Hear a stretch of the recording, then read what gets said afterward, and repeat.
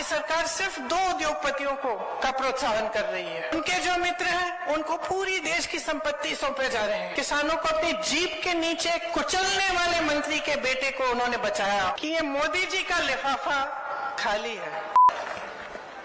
आपकी ये जो मिट्टी है इसने देश को बहुत कुछ दिया है। शीशराम ओला जी जैसे नेता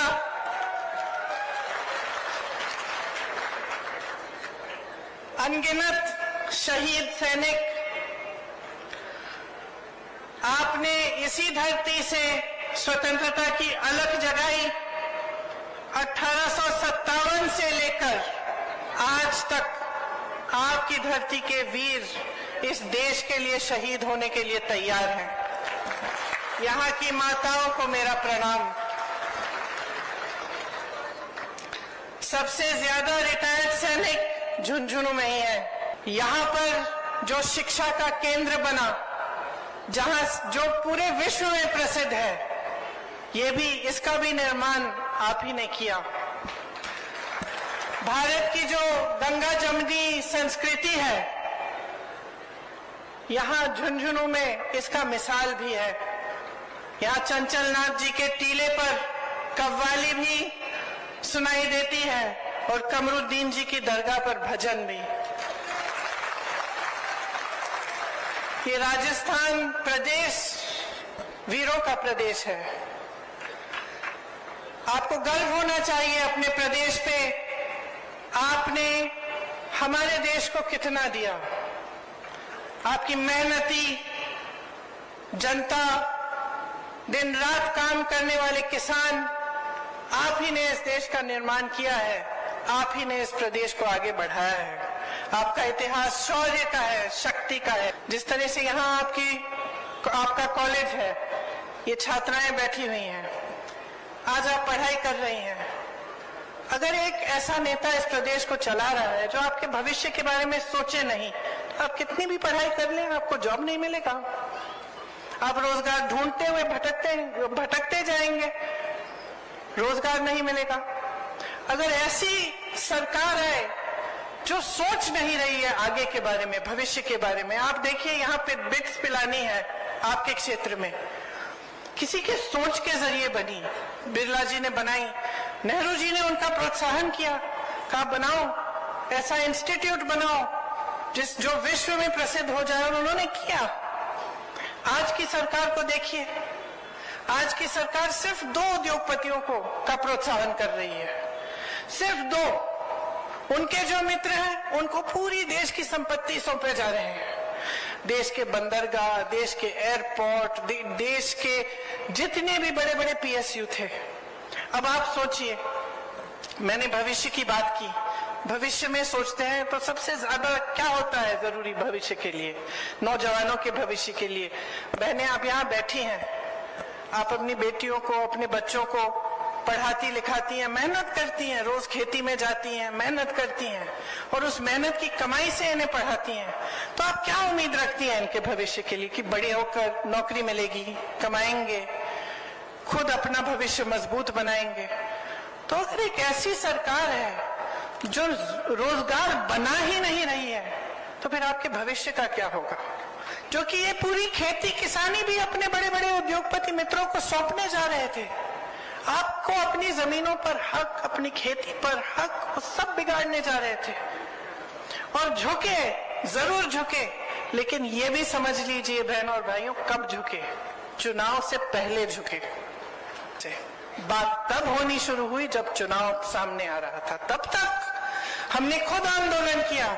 लखीमपुर खीरी में किसानों को अपनी जीप के नीचे कुचलने वाले मंत्री के बेटे को उन्होंने बचाया, और वो मंत्री उनके साथ मंच पर बैठता था। कुछ नहीं किया, तब किया जब तुम चुनाव आने लगे। और इन्होंने एक ऐसा कानून पास किया है जो 10 साल तक ये कहते हैं लागू नहीं होगा।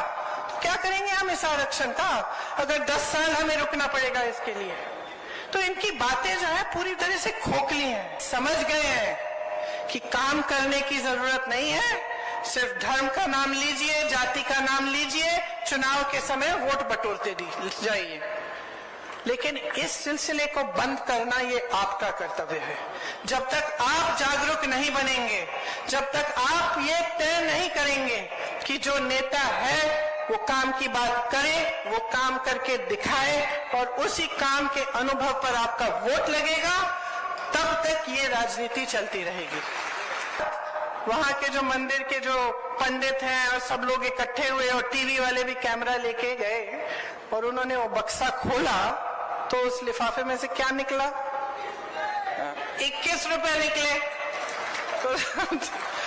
तो सबकी उम्मीदें कहां थी और निकला क्या?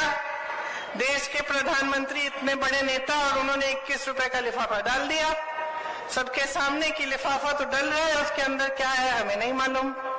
तो देखिए, मैं तो समझ गई कि ये मोदी जी का लिफाफा खाली है। ये बात चुभ रही है इनको क्योंकि ये बात सच ही होगी, और ये बात इसलिए चुभ रही है क्योंकि जो काम ये करते हैं उससे यही दिख रहा है बार बार। वो कहते हैं महिलाओं के लिए आरक्षण, आरक्षण कब आएगा? 10 साल बाद। बिल पास हुई अभी, आरक्षण आएगा 10 साल बाद। इसका मतलब क्या है? मोदी जी का लिफाफा खाली है। हमने जाति जनगणना की बात की, इन्होंने ओबीसी वर्ग के लिए बोला कि हम आगे बढ़ाएंगे, हम खूब काम करेंगे एससी, एसटी, ओबीसी के लिए। फिर जब हमने जाति जनगणना की बात की, फिर से मुंह बंद, कुछ नहीं कहते। क्यों? क्योंकि मोदी जी का लिफाफा। ईआरपीसी का वादा किया, 10 साल निकल गए, बनाया उन्होंने? नहीं बनाया ना। क्यों? क्योंकि मोदी जी का लिफाफा। देखिए, इनके सिर्फ खाली घोषणाएं हैं, खोखली घोषणाएं हैं, खाली लिफाफे हैं। जो भी घोषणा करते हैं उसको जमीन पे उतारते नहीं हैं। आज कांग्रेस की सारी सरकारें जितनी भी गारंटी दी हैं, जितनी घोषणाएं की हैं, आज जमीन पर उतार रही हैं। छत्तीसगढ़ को देखिए, राजस्थान को देखिए, हिमाचल प्रदेश को देखिए, कर्नाटका को देखिए, और मेरी बातों पे मत जाइए। ये नौजवान बच्चे बैठे हैं, मेरी बातों पे मत जाओ, इंटरनेट पे जाओ, देखो कि कौन से प्रदेशों में कौन सी गारंटी लागू हो रही है कि नहीं, और आपको खुद दिखेगा। आपका अपना अनुभव है, आप महंगाई शिविर कैंप में गए होंगे, आपको यहाँ की प्रदेश की सरकार ने जितनी भी सुविधाएं दी हैं, आपको उसका अपना अनुभव होगा। तो आप मन बना लीजिए इस बार। कांग्रेस की बहुत सारी परियोजनाएं हैं, इधर बड़ी लंबी लिस्ट है, स्वास्थ्य, भोजन, शिक्षा, सब चीज। पूरे देश में राजस्थान आज स्वास्थ्य का अधिकार देने वाला पहला राज्य है। स्वास्थ्य बीमा मैंने आपसे कहा 25 लाख रुपए तक है। ग्रामीण क्षेत्रों के लिए 1000 इंदिरा रसोई चल रही है, जिसमें 8 रुपए में आपको भरपेट भोजन मिल रहा है। कहीं नहीं हो रहा है ये किसी प्रदेश में।